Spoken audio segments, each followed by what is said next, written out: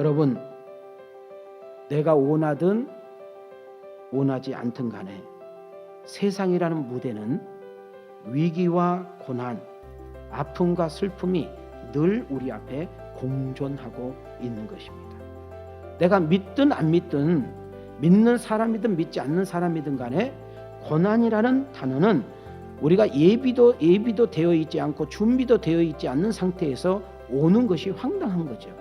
그래서 어떤 사람은 암도 걸리고, 회사가 부도도 나고, 사랑했던 사람과 이별도 하고, 여러분 그렇게 금실 좋았던 가정이 이혼도 하게 되고, 여러분 회사에서 인정받았던 회사에서 실직도 하게 되고, 이것은 믿는 사람이든 믿지 않는 사람이든 이 세상을 사는 동안 고난이라는 단어는 우리에게 늘 있다는 거지요.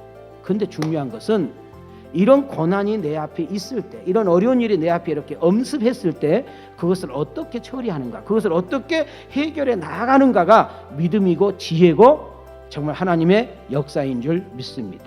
적어도 여러분 부활의 소망을 갖고 하나님 나라를 소유하고 진짜 믿음을 가지고 있는 사람이라면 여러분 고난이라는 단어가 딱 왔을 때 나를 되돌아보고 나를 성찰하는 기회로 삼고, 그리고 여러분 우리 문제 뒤에서 역사하고 계시는 그 하나님의 섭리를 인지하고, 여러분 내가 당하고 있는 그 문제와 아픔보다 훨씬 크신 하나님이 여러분 나와 함께 하신다는 사실을 놓치지 않기를 주님의 이름으로 축원합니다.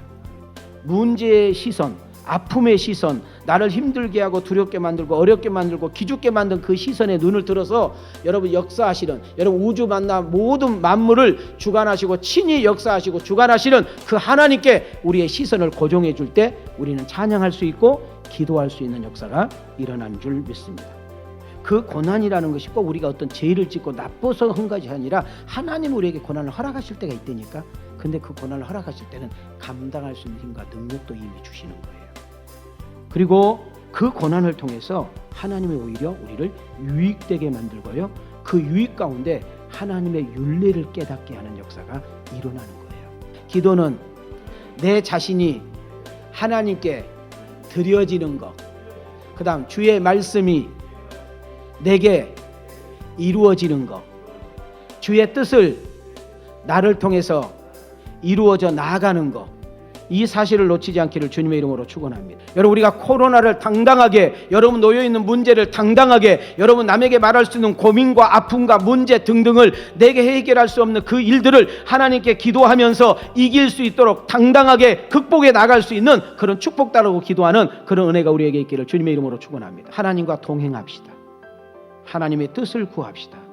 하나님의 능력을 공급받아서 이 어려운 고난과 환난을 거뜬히 이겨낼 수 있는 살아있는 성도들이 되어지기를 주님의 이름으로 축원합니다.